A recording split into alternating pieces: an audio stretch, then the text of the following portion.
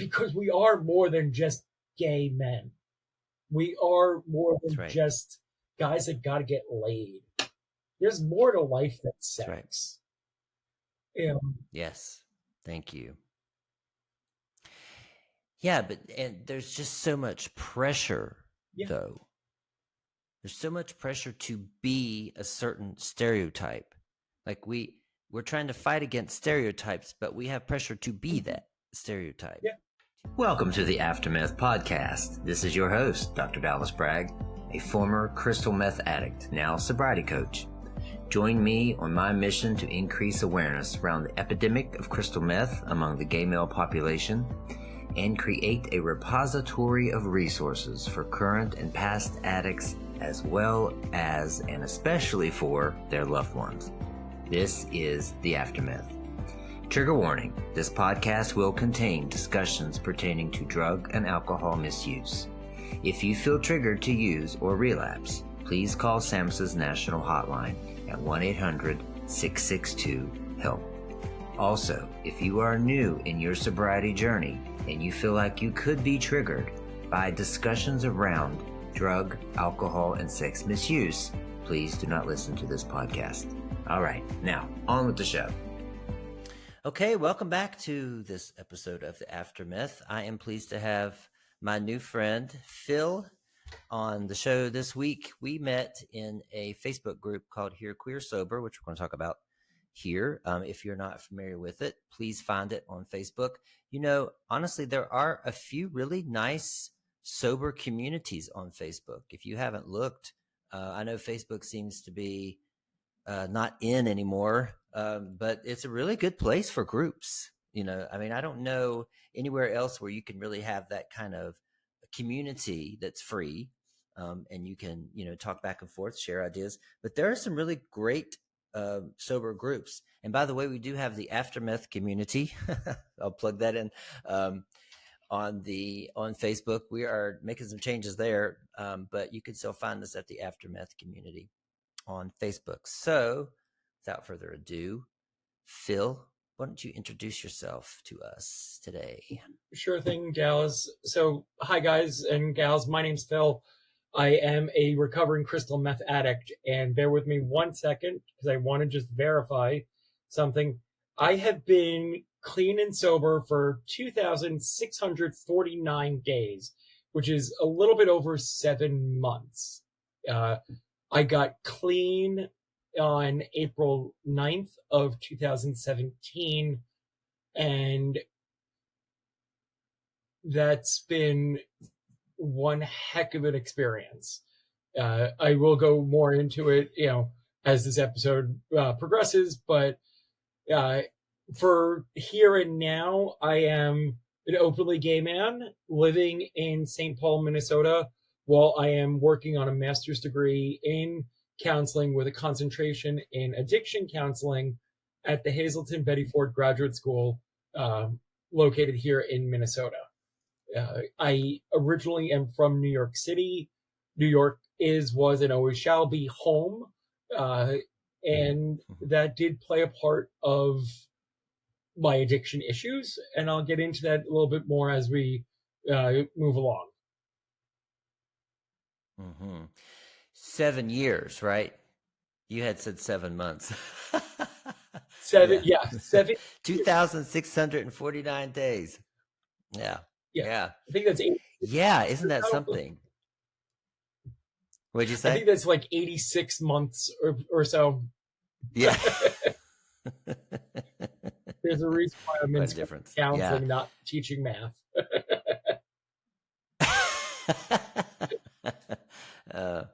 Well, that's super. That's inspiring. I love it. And April 2017, I was in my active addiction pretty heavily, so it's making me reflect a little bit. So, Phil, if you can maybe reflect a little bit on how long did you use, and were you in New York City during that time? So, my use started somewhere between the end of 2011 and the Yeah, somewhere between like 2011 and 2013. Um, I was in New York City. I was actually still living at home in Queens, and yeah, so I'm kind of iffy on like the exact starting point because my Mm-hmm. use Mm-hmm. started off socially, recreationally, um, via a certain app or two, and the first time it was offered, it wasn't even really offered. The the guy had shotgunned me, and then when our lips parted, he took the pipe, turned it, and put it up to my mouth. I didn't even actually realize what it was. Um, but I was, like I said, very social, recreational. I didn't have my own supplies. I didn't have my own stash. I didn't even know anybody else. Where, it was only whenever I happened to get together with this one guy. But then slowly but surely, we started getting together more frequently. And then all of a sudden, there were other people. And then one time he ran out. So we got in the car and went to his dealer. And I was like, well, if I'm at your dealer, I might as well get some myself also. So Mm-hmm. it was somewhere Mm-hmm. between Mm-hmm. like I said, between like 2011 and 2013. Um, and I can only give you that sort of vague answer because my mom had died in 2010, and I was dealing with my dad and his alcoholism during that time frame, uh, while also trying to maintain a career. So that's why it's not a dark point in my history, but it's a blurry point in my history that is now Mm. more than 10 years ago. So we prefer to stay focused here and now and just kind of glance back to answer a question like that. That's right. That's right. And for you straighties who listen, and family and friends, a shotgun is when you inhale the smoke and you blow it into the other person's mouth. And that's what he said, when their lips parted. So it's good for family and friends to know what these terms mean. Okay. Yeah. Like you said, we want to move forward, but I want to know, there are some of my listeners who have this desire to continue working, to recreationally use here, there, maybe a long weekend or whatever. And it sounds like that was kind of the beginning.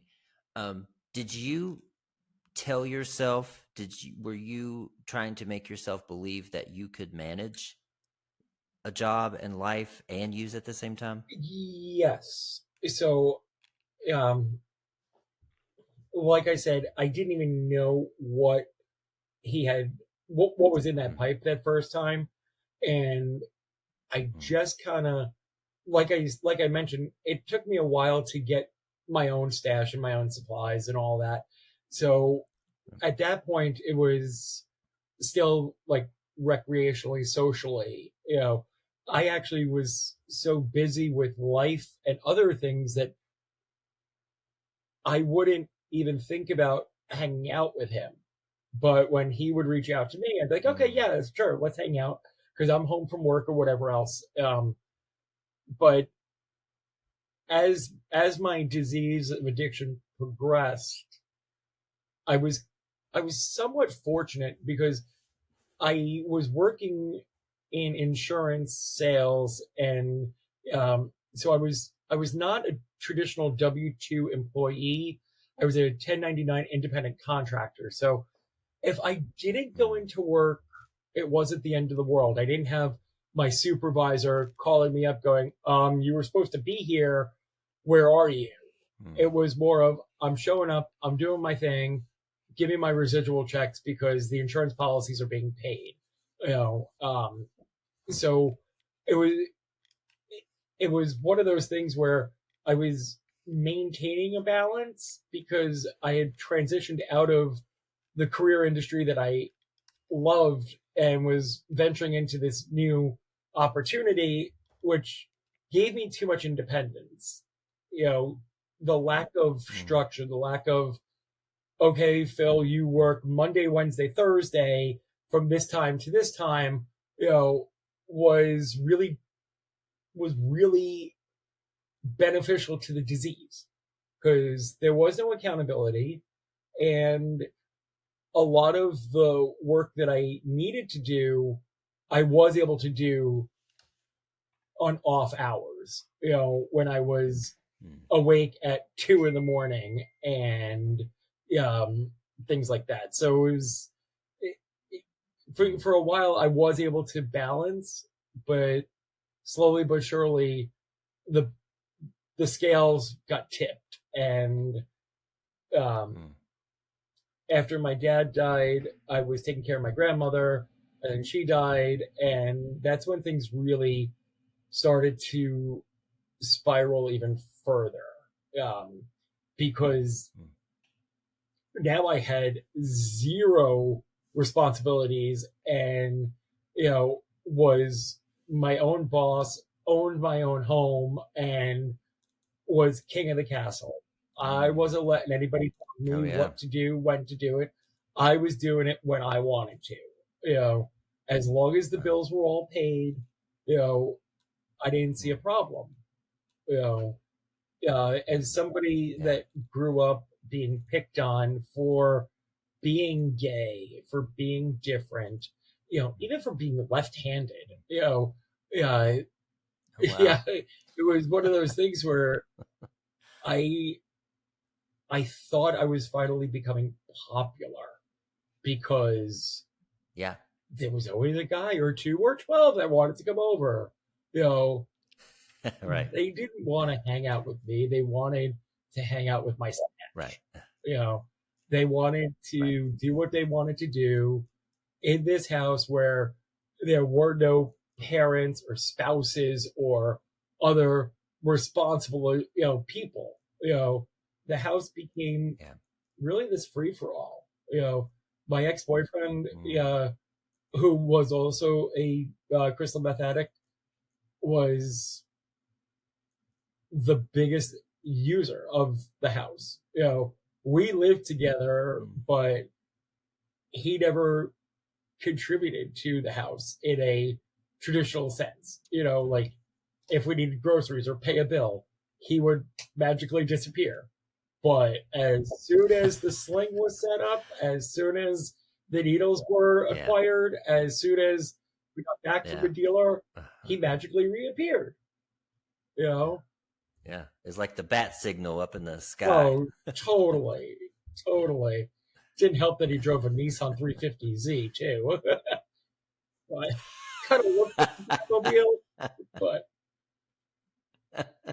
and you know what? Only because I just mentioned that car, I have not heard from him since before I went to rehab. I'm pretty sure he's alive. And if he's listening, I hope he's listening, and I hope he got his shit together, because God knows he and I were horrible for each other, but we also were both actively using. So yeah, maybe he'll reach out to you after this. He won't be able to, because I got a new telephone number since then. There's a reason why. And we're not going down that road, because this is the aftermath. Yeah. So we're staying focused on spirit, right, the after, and the good things that have come. That's right. That's right. Right. Okay. Yeah. All right. So you mentioned rehab. Was there? So we can fast forward through the, what we always hear, the orgies and all the stuff, and the descent into, destruction. So when did you wake up? When did you come up for air? What was the spark there? And can you tell us about that? Okay. So it was Thanksgiving 2016. Around then, I was barely speaking to my family. I was using every day intravenously, and I sold the house in New York City, and I moved about an hour north up to Rockland County, New York, right on the Hudson River. to a small 2-bedroom townhouse. And, um, when you downsize in real estate, you have a lot of money to, pay for the townhouse in full. And so I was really off to the races at that point. But I I knew that I was on thin ice with my family. And I was going to buy my way back into their hearts with the most amazing Christmas presents. And well, because Christmas was right around the corner. I'm like, I'm gonna show up. They're all gonna love me. They're all gonna love the 130 pounds of me, which was like this.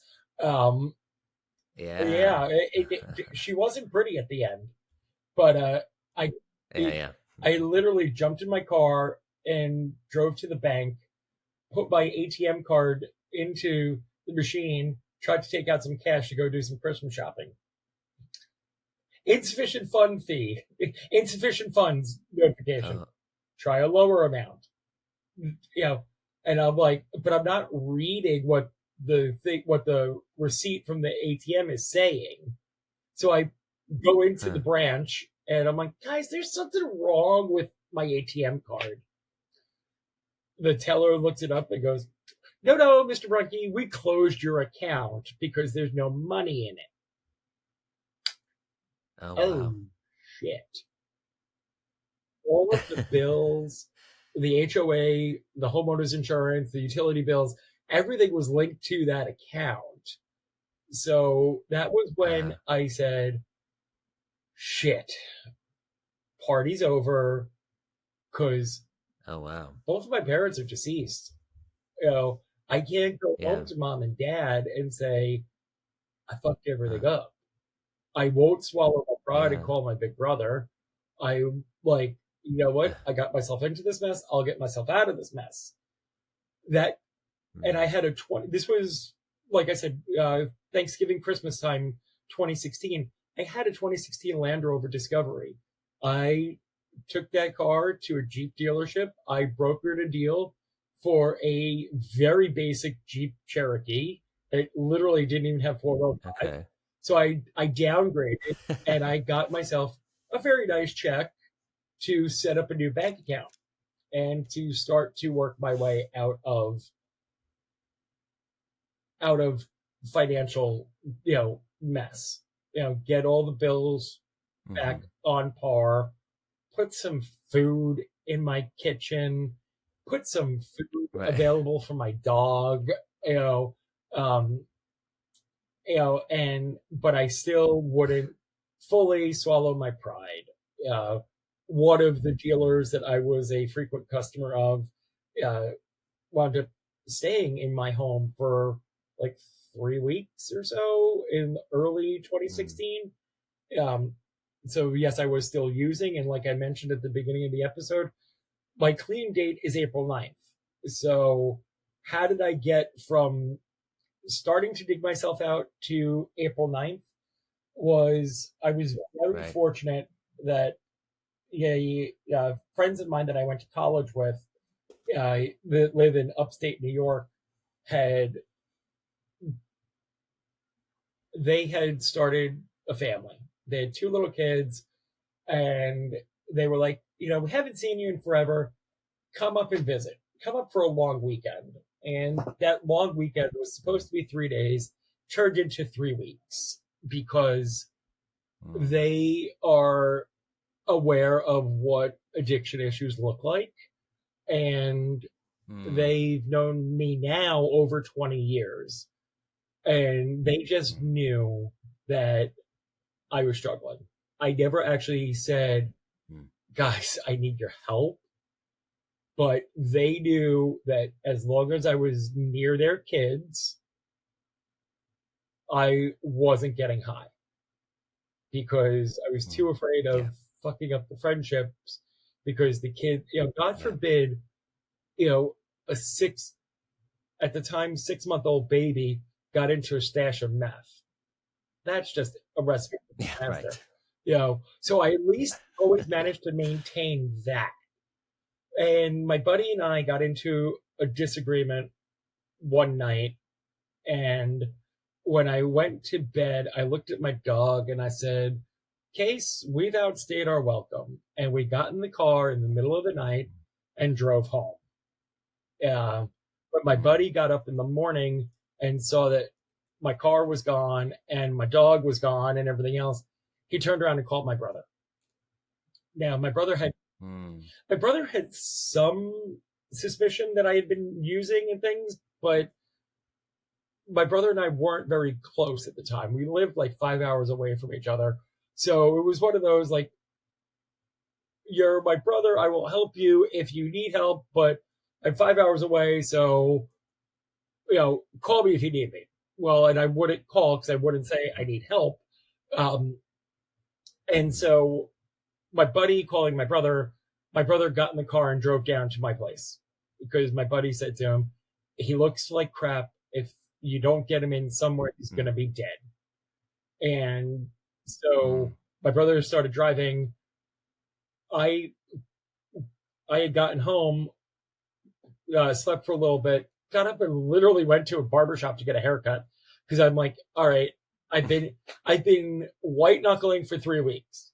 While I was around kids, I was white knuckling. I was clean. I was determined to try, and so I'm like, you know what? I look like crap. Go to the barbershop, clean up. We're going to be a 35-year-old responsible adult, By the time I got home from the barbershop, my brother's car and my aunt and uncle's car were in the parking lot of my townhouse. And my family has this thing where we have keys to each other's homes.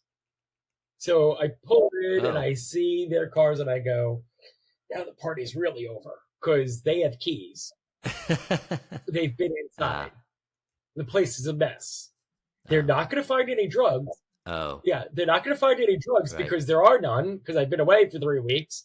But they're going to find the remnants. They're going to find the pipes. They're going to find the used syringes. They're going to find the sex toys. They're going to find just the disaster zone that was this townhouse.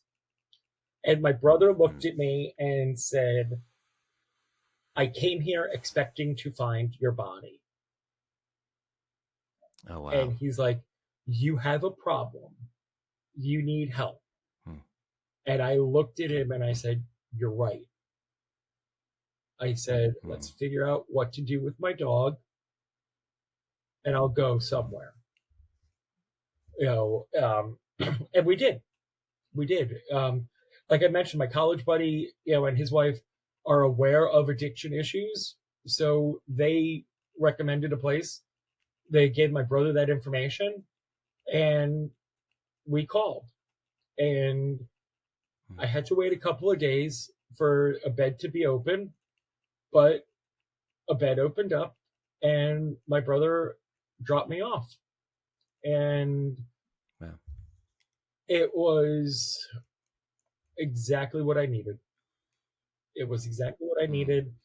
And while I was in rehab, we put my townhouse on the market. My brother moved all of my belongings into storage near my aunt and uncle in New Jersey. And the agreement was that me and my dog would move in with my aunt and uncle till I could finish getting my head out of my ass. Start a sober, clean life. And, and I remember so my 28th day at rehab would have been the Saturday of Memorial Day weekend, 2017. And I remember talking to my counselor, like leading up to it and going, yeah, so I'm going to be discharged on Saturday because it's 28th day. He's like, no, you're not. I'm like, excuse me? Why not? Well, we don't discharge on, the holiday weekend. You're staying till Tuesday. And I said, I'm not paying for 3 more days. He's like, He's like, well, it's going to be 4 days and we're not charging you. And I go, okay, fine, cool.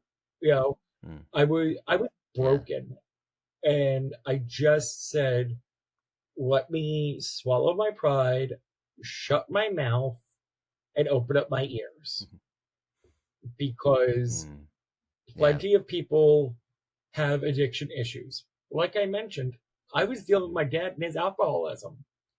My brother and I descend from a long line of alcoholics. I had to be one better. I became a drug addict.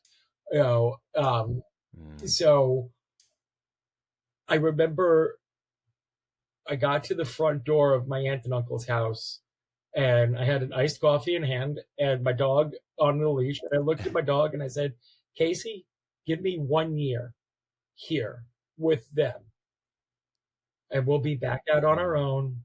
We're going to be okay. It turned out to be 18 months because of life, but we then moved out. We had our own apartment for 13 months. Weird number for a lease, but whatever. And in those 13 months, I finally proved to myself that I could be a functional adult. My bills were always paid. There was money in the bank. There was food in the kitchen. Because the reality of it all is that I grew up, and while I was in college, my mom got sick, and my dad and I took care of my mom, and then my mom died, and then I got stuck with my dad. So thank God for me for the 12 steps of Narcotics Anonymous and Crystal Meth Anonymous, because that helped me put my life in perspective. And an agreement that I had with my brother was that I did spend a year seeing a therapist, in addition to 12 step. And my therapist pointed out, he's like, Phil, you never got to mourn how you needed to mourn all of your family members. So you have that, and you have the genetic predisposition for addiction issues, plus being a gay man in New York City that has always struggled with weight. He's like, you were the perfect storm waiting to happen. But so that's kind of how we wound up, into rehab and getting out of rehab. Yeah. Thank you for sharing all that. I want to reiterate for the listeners, so family and friends or not, this is another example of an intervention that worked. There's so many people that call in, or they call me. I made the mistake of putting my phone number on my TikTok, but until I took it off, I was getting calls, texts, emails, DMs from family. My brother is in this drug, my husband, my partner, whatever, and they don't know what to do, right? So an intervention, it could be a possibility. Now, the thing is that many times, though, the addict, if they're not looking for a way out, then, you can try, but a lot of times they have to want help. Phil's example was he was at the bottom here. He had nowhere else to go. He was cornered like a like a rat by his family. But an intervention worked. But thank God, right? Thank God that they came and cared enough to intervene, or you would have been coming back to this house. Who knows, right? After your haircut, who knows what would happen, right? And the other part I want to underscore too is, after rehab, you lived with family, and there's this pride that we have sometimes as addicts, especially us men who are older, about moving back in with family. And the thing is that, look, you have to be sometimes very extreme to keep yourself away from this drug out of rehab, because it's insidious, as you know, and you returning back to the same environment, the chances of you going back into it are really high. But you have to sometimes really limit yourself. You have to move in with mom and you have to obey by her rules, and you have a curfew, and you're 45 years old. I'm talking to me. That was me. I mean, that things happen. You have to do what you got to do if you want to be sober sometimes. So I wanted to reiterate that too. So you and the doggy were 13 months on this lease, and you were paying your bills, you were operating. And then, so what was next for you? What is life like in sobriety after that? Social circles, sober sex, if you can talk about that. Your intimacy. These are big questions that we have from our listeners a lot. Is okay, I'm sober, but now what? I don't want to have sex, or my parts don't work, or I don't want to engage with gay men because I'm traumatized. What can you say to all of that? So, okay. So during that time of living on my own, I was living near Asbury Park, New Jersey, which is kind of the beginning of the Jersey Shore, and a fairly, it's more than a gay-friendly area. But it's not predominantly gay, but it's where a lot of the Jersey gays are. And actually, with regards to the social aspect, 2017 was when the first CMA meeting got started in New Jersey, and it was right there at Really? Park. Yeah, so socially, I was involved with building up the CMA fellowship in New Jersey. Over time we expanded, and I hope they're doing well, because I've been living out here now for a year and a half, so I'm not sure where they're at. But socially, on the very broad kind of definition, I was just kind of settling back into my own skin. I was going into New York City, going to museums, going to shows, just living life. But usually with at least one other person that was in recovery from something, whether it was, alcohol or drugs. I developed this social network of people that I had a little bit more in common with. With regards to like sober sex, before I went to rehab, I used to joke around that my townhouse was the best little whorehouse in northern Rockland County. And the further joke was that I went from living in a whorehouse to living in a monastery, living at my aunt and uncle's. Because, it's just one of those things where, they were already in their 70s, or no, sorry, late 60s.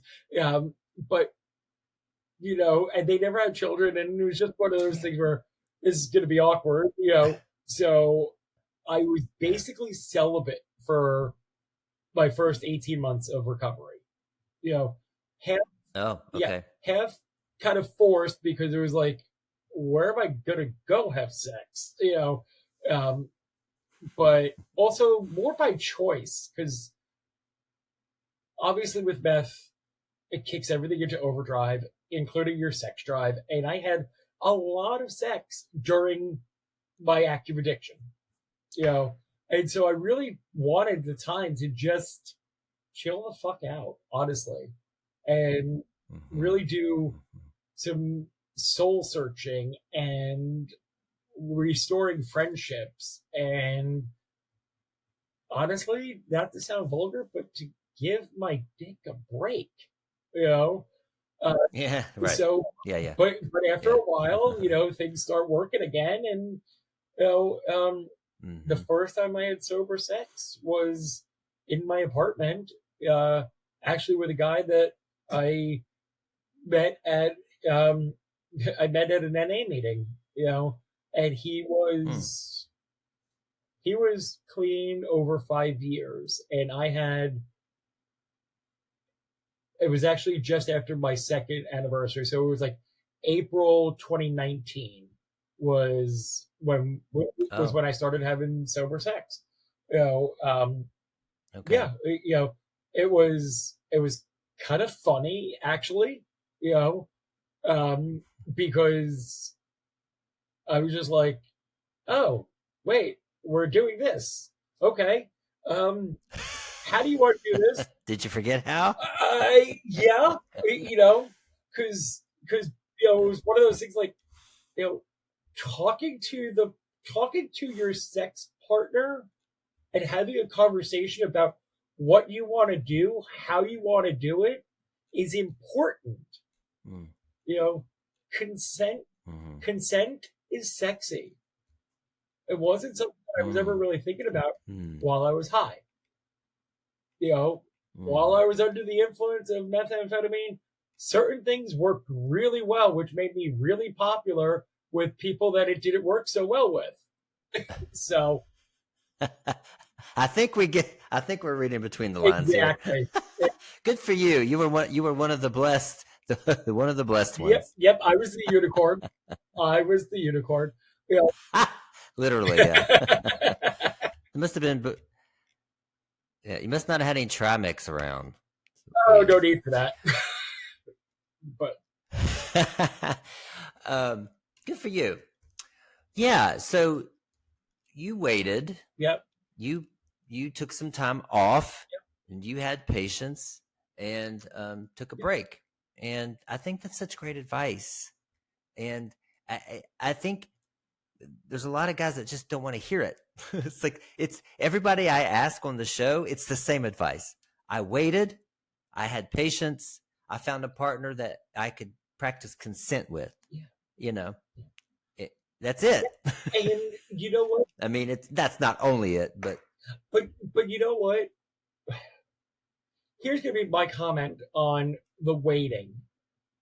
To the gay men that are listening, we are not biological women with a biological clock ticking.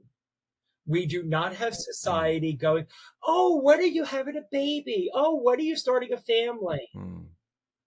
So in that regard, put some cotton in your ears and ignore society.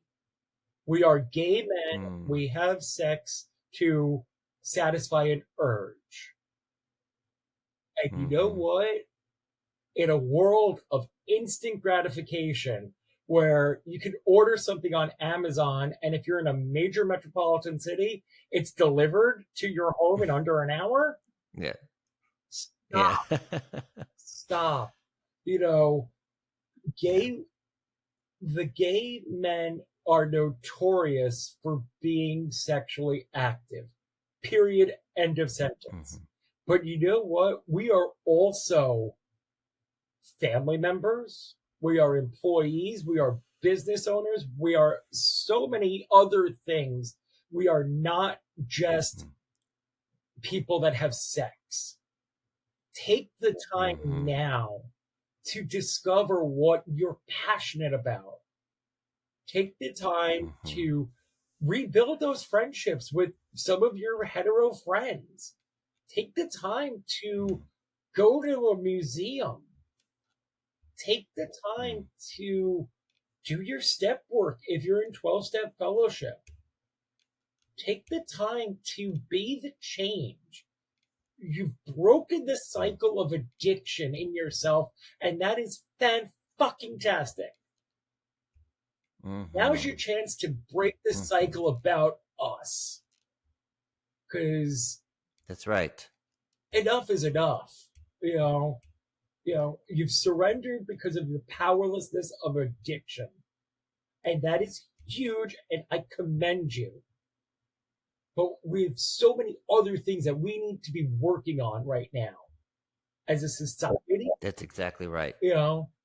So I'm sorry, I didn't mean to get preachy and sound like I was up on a soapbox, but keep going. No, you know what? Funny story. My uncle. So in that first 18 months of living with my aunt and uncle, so my aunt is my blood relative. Her husband, married into my family, and but strangely enough, he had the three of us, all Capricorns, living together under the same roof. It was awkward at times. But I had some stupid, sassy gay boy comment about something. Now, my uncle was also my godfather, and he slammed his fist down on the kitchen table and went, "Damn it, Philip! Must you always have a sassy-ass comment? You don't need to remind us that you're gay." He's like, "I have known you since the day you were born." He's like, you're gay, but you're also my nephew. You're also my godson. You're also Matthew's brother. You're also a kind person. You're also a giving person. And he just went at me and was like, the world doesn't need the constant barrage that you're gay. Because you're more than just a gay man. And that stuck with me, because my uncle unfortunately died in 2019. So in the 37 years that I knew him, that was the only time he ever yelled at me. It was the only time that I was actually afraid for a moment. Because I just went, oh, damn. My uncle was a very kind human being. He grew up in Kentucky, was just this always very warm, loving man. And he was a bigger guy. So when he slammed his hand down on the table, the house shook for a moment, and I share that with the listeners because we are more than just gay men. We are more than just guys that got to get laid. There's more to life than sex.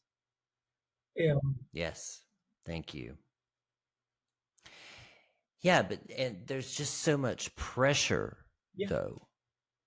There's so much pressure to be a certain stereotype.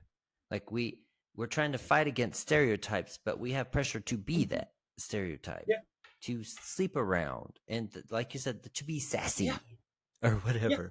But especially the sex, especially the pressure to fuck around with as many people as you can in groups and at parties, and dates aren't a date unless you fuck at the end. I mean, it's, that's the messages we're given. Absolutely. Because, and you know what? So my roommate here in St. Paul is another gay man, and we're close in age, and we've had this conversation all the time about we have a lack of role models. Gays of a certain age, myself and older, didn't have role models growing up. I mean, hell, Betty White was the one who kind of outed Cary Grant to the world, and that was only like within the last 10 years. So I jokingly say that most gay men should be diagnosed with Peter Pan syndrome.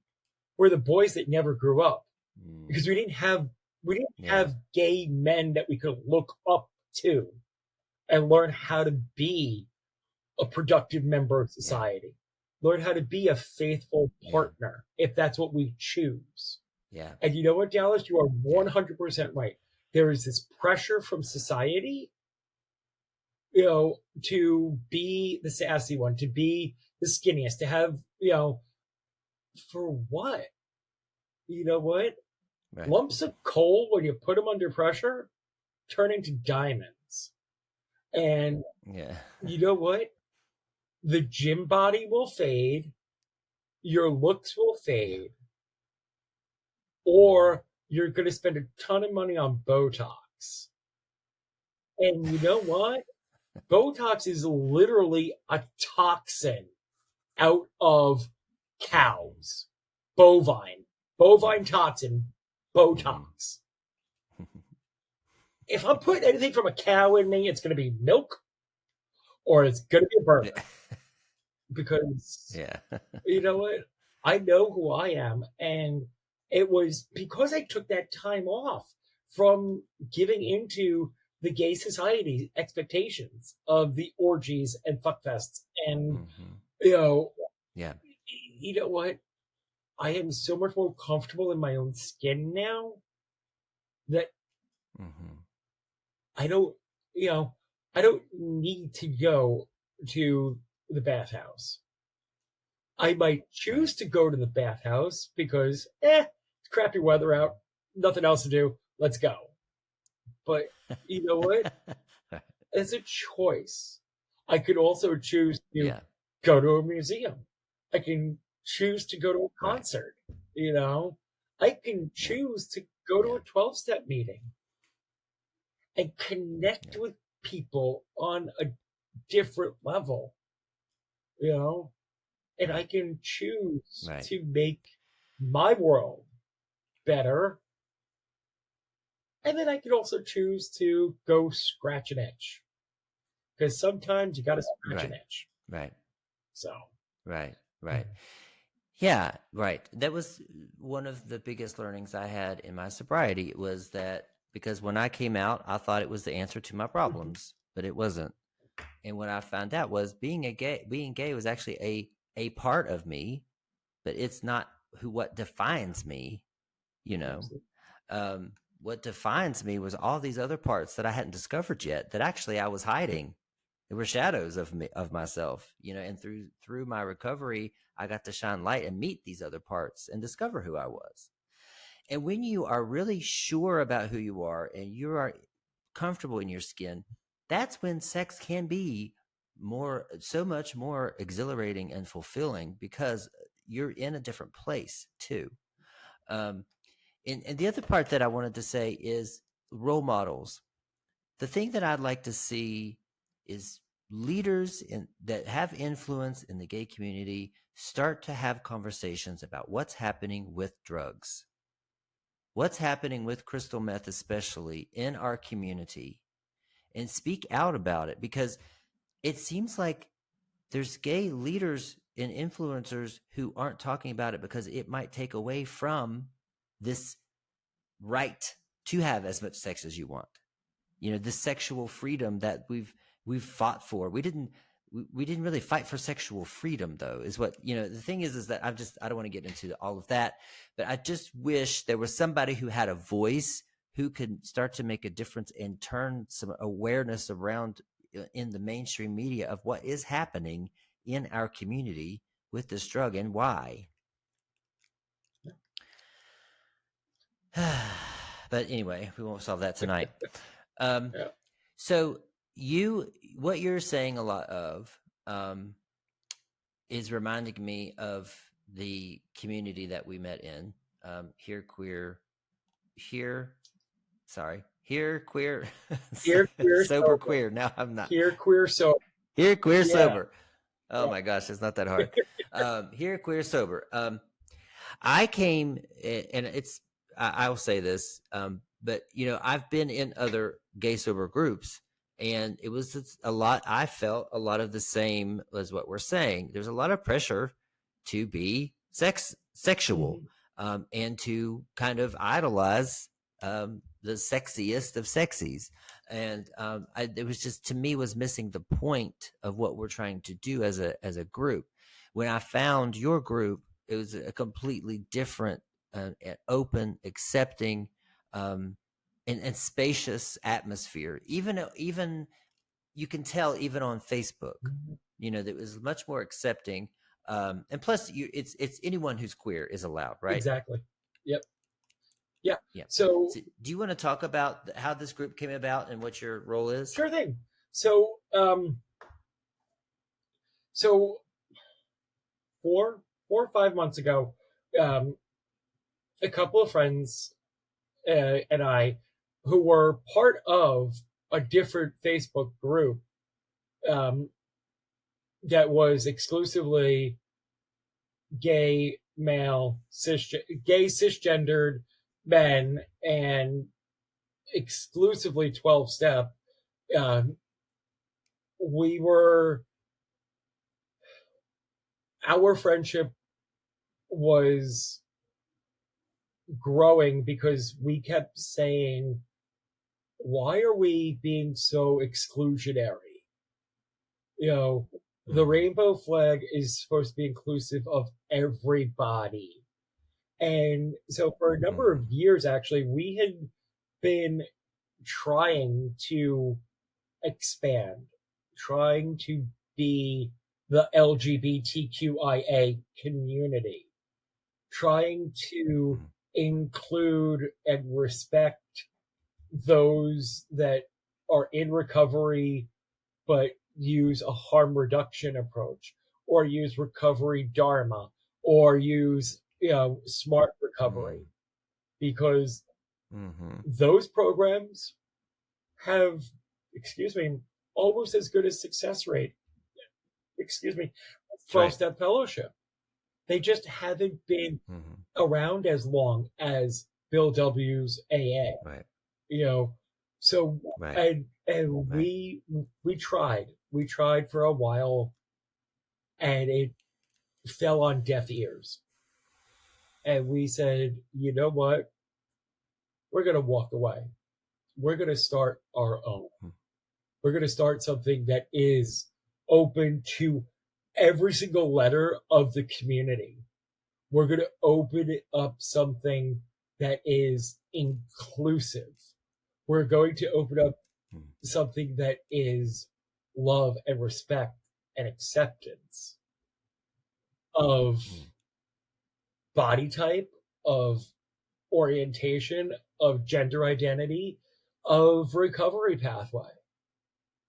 Because we were looking at the world at large and said, the world is so divisive right now. They are pitting everybody against everybody. So we're going to try something. So that's how Here Queer Sober got started. Because if you want to see the change, sometimes you have to be the change. That's right. Sometimes you can't follow the other lemmings off the cliff. Sometimes you got to turn right and go, gee, let me camp out over here for a minute and see who's around. Right. The thing that I love about Here Queer Sober is every single time every single time I log into that Facebook group, I see so many people that I would never have seen, from literally around the globe. In the span, you know what? Bear with me one second. I want to just double check something so that I get it correct. So July 5th was the 5-month mark of Here Queer Sober. Okay. So in 5 short months, 4 people have started and grown a Facebook group to over 1.2 thousand people. Wow. That is nothing but love and respect. We have seen people post in there that they are struggling and that they need to get into treatment. And somebody that's a member of the group that works at a treatment center saw it and reached out to that person. I get goosebumps every time I talk about that. Because that's what we're trying to build. And that's what we're working towards. I'm very excited. The last weekend of September 2025, so 14 months from now, Here Queer Sober is hosting its first of hopefully many roundups in New York City at the Marriott Marquis in the heart of Times Square. And we have such a fantastic group of people working on programming where there's going to be some traditional 12-step workshops, but we're also looking at alternative pathways, workshops where I love that. we are, and it's going to be like, it's a 3 day, it's like a 2.5 day conference. It's like arrive Friday afternoon, we do a bunch of stuff Saturday, and then you all head out on Sunday. Like we said, Oh let's wow. keep Okay. it intimate. We don't want to go Yeah. ballistic. I may or may not have said on several planning things, let's not set the bar too high. Let's set it at a reasonable height so that we hit it and maybe get a little bit Yeah. further. Registration, Yeah. Yeah. we are limiting it to only 150 attendees because, again, didn't want to set the bar Oh, too okay. high. Also, in working with the hotel, it was a reasonable price point. To Okay. as opposed to saying we're going to sell 500 tickets and then we only sell 275. Yeah. Yeah. Basic economics is try to like limit your expenses, limit your overhead. Yeah. So if you set the, so we are very excited about the Here Queer Sober Roundup. Like I think I mentioned it, the registration for it is open, at this point. Oh, So okay. you can actually go and get your ticket for the conference, for the roundup. The price is going to stay exactly as it is right now. So if you are, Oh, nice. yeah, if you are listening or watching this podcast right now and you're counting days and you're,